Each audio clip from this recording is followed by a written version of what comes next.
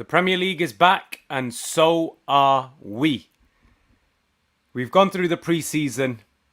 We've made some changes, not to personnel, but to our name. Welcome to the Top 4, the brand new channel. Same Man United content, but also we're incorporating lots of other sporting content. The Premier League in general, vlogs, all sorts of stuff. So thanks for joining us. Thanks for those people who are already subscribed. And if it's the first time you're joining us, please consider subscribing. We will be talking about not only Manchester United, but everything that happens in the Premier League and a whole host of other sports. So let's get down to business. The Premier League returns tonight. We are a few hours away from kickoff from the first game of the 21-22 season. Arsenal are playing Brentford. And tomorrow, Manchester United, 12:30 p.m. UK time, will be playing Leeds United. So quickly, I'm just going to talk about the sort of business Manchester United have done. Everyone unanimously can probably say that we have done some great business so far.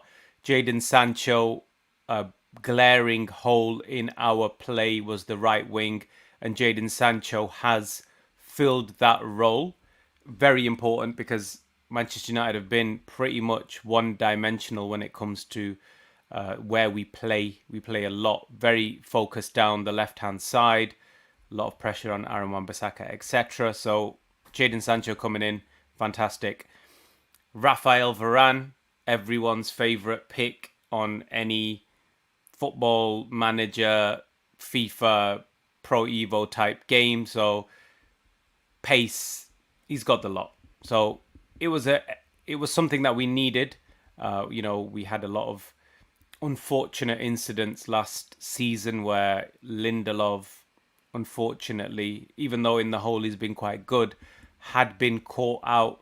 Whether it was his lack of awareness, being bullied off the ball in the air. Now, hopefully, we have a solution for that. We still haven't solved the midfield dilemma. Can be solved in certain ways, but maybe we're a bit short on that. But anyway, let's just talk about how I'm feeling about Manchester United this season. I think that we've made great steps forward because signing world-class talents. Rafael Varane, there's no doubt whether he's a world-class talent. He is. Jadon Sancho, whether you want to believe he's world-class or not, that's a different story for a different day, but possibly on the cusp of being world-class. Certainly his numbers have been world-class. Whether they translate into the Premier League, different matter. But yeah, we've got two amazing, solid talents, not just squad players, not just someone who could come into the team quite soon. Solid starters, definite starters, both of them. So that's something that we've done, which is fantastic. But the steps we've made by signing these two players to get closer to the teams which in and around us and have finished above us in the past few seasons has sort of been eradicated by the fact that the teams around us have gone and taken that extra step forward. So even though we've taken those two steps towards those teams because we were already behind, but they've taken another step forward. Obviously, Man City have signed Jack Grealish, a player that I would have loved to see at Manchester United. I don't know how he would have fitted in. Maybe Paul Pogba would have had to leave, but that's a different story. I would have loved to have him. Let's not pretend. Let's not say that, oh yeah, he's overrated or whatever. He's the real deal, and he brings a lot to his team.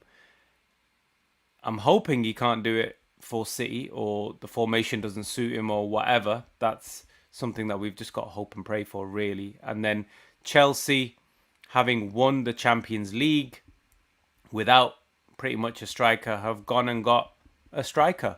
Our ex-striker.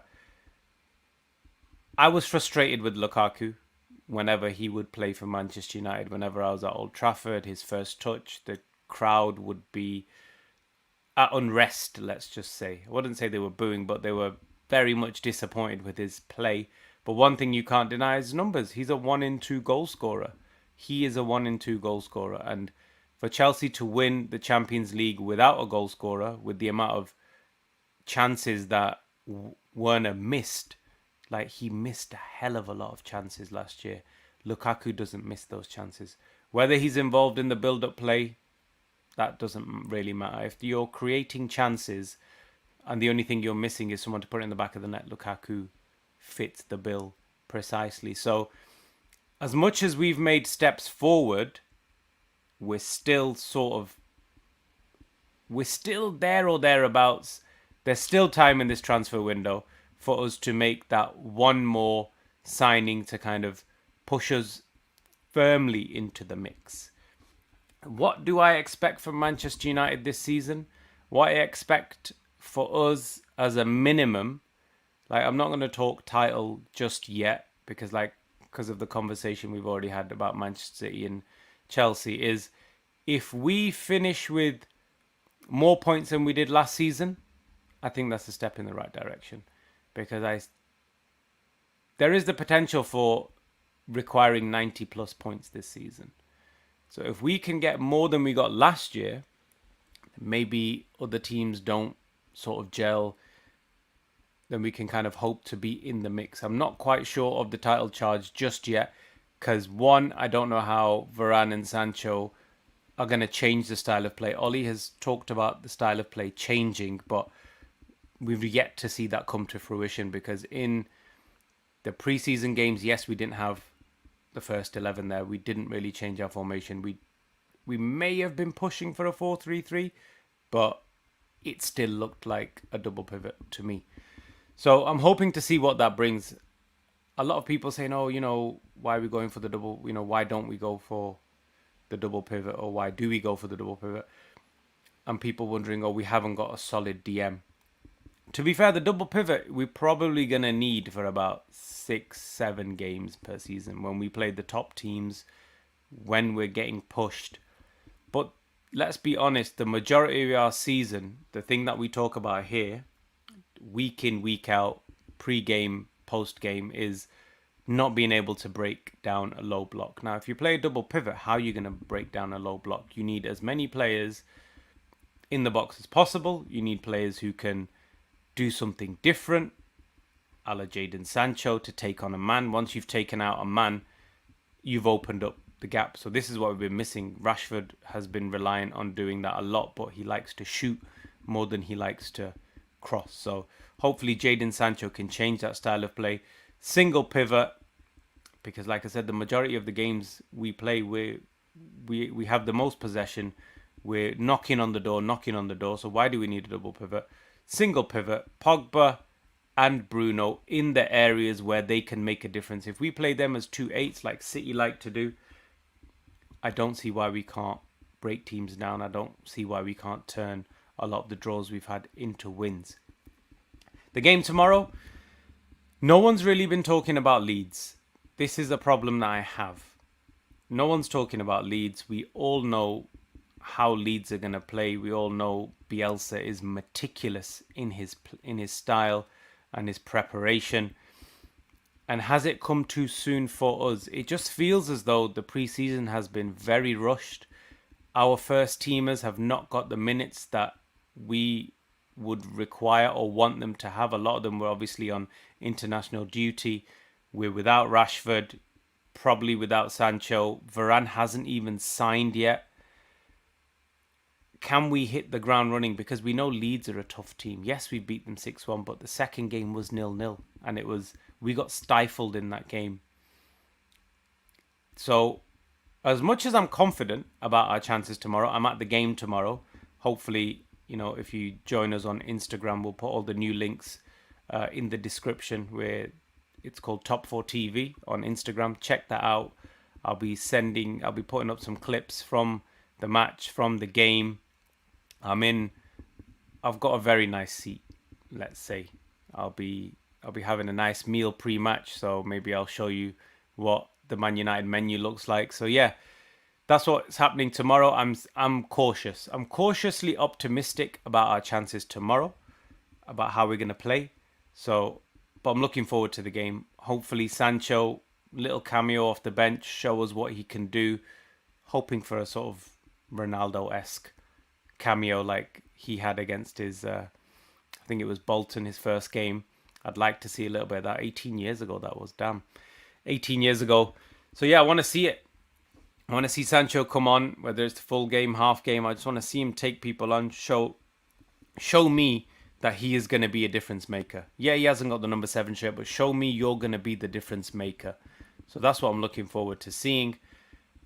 And it's the first game of the Premier League season. We want to see how everyone's doing. Obviously, I think Chelsea are without Lukaku, but I don't think they're going to struggle that much. He's just going to be the icing on the cake for them, to be fair. Man City, let's see how Jack Grealish does. Looking forward to Arsenal getting beat today, for sure. So those of you who haven't done your FPL teams, you've probably got another hour or so before the deadline of the FPL fantasy. So yeah, I probably will put the code in. I know it's a bit last minute now, so no point me putting the code in now, but I'll put the code in the description for all of you to join along in Fantasy Premier League. Maybe we'll do a couple of videos about my team and the thinking behind some of the changes that I'll be making over the year. So yeah, the top 4, we've had a rebrand, formerly known as the RedFlex. We've had a rebrand because we love football. Yes, we love Manchester United, but we love football in general. Most of the conversations that we have are about Manchester United, but also we do like to discuss what the other teams are doing.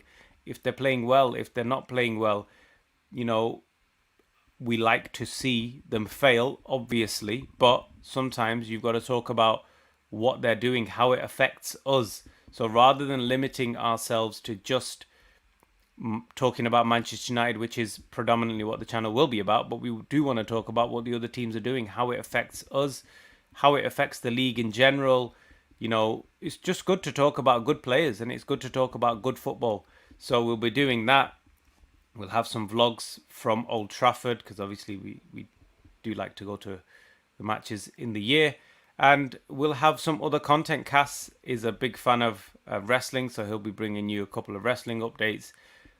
We do have a cricket team which we play in. We're sort of more than halfway through the season, but for some of you, if you're interested in that, we'll do that as well. We got a comment here from Slow Sprinter. It says, hello, Messi here. Yeah, definitely.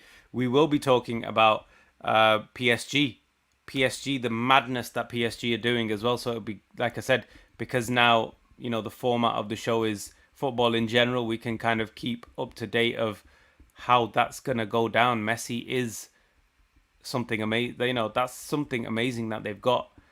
It's going to be interesting to see whether they can keep everyone happy. I know some of their players want to leave. Same with City, to be fair. Like, coming back to the Premier League, that's one thing that makes me feel that City may not have as good as a season as everyone thinks. Because Pep's come out in his press conference. Not only did he blatantly say that he wants to sign Kane, but he also said that they've got a lot of players who are unhappy with their role. So that gives me a little bit of hope. Chelsea, on the other hand, are a different proposition. The only thing that keeps me going gives me hope about Chelsea is whenever they've won the Champions League the following season, they've done nothing. So yeah, I know that one season after winning the Champions League, the following league they won the Europa, but that's neither here nor there. But in terms of title challenges, when they've won the when they've won the Champions League, or even when they won the Premier League the following year, they haven't really done much. So that is clutching at straws maybe, but that's what I'm looking forward to seeing. So yeah, hopefully Man United do the business tomorrow. We'll be back tomorrow with the post-match, talking about obviously Manchester United versus Leeds, and also how the other Premier League teams have got on and how that affects the title race. So again, if it's the first time you're watching, please consider subscribing. We will be here each and every week with lots of wonderful content for you. We are the only channel in the world which is run by 4 Manchester United supporting brothers who all live in Manchester. Thank you for watching the top 4. We will be back very soon. Goodbye.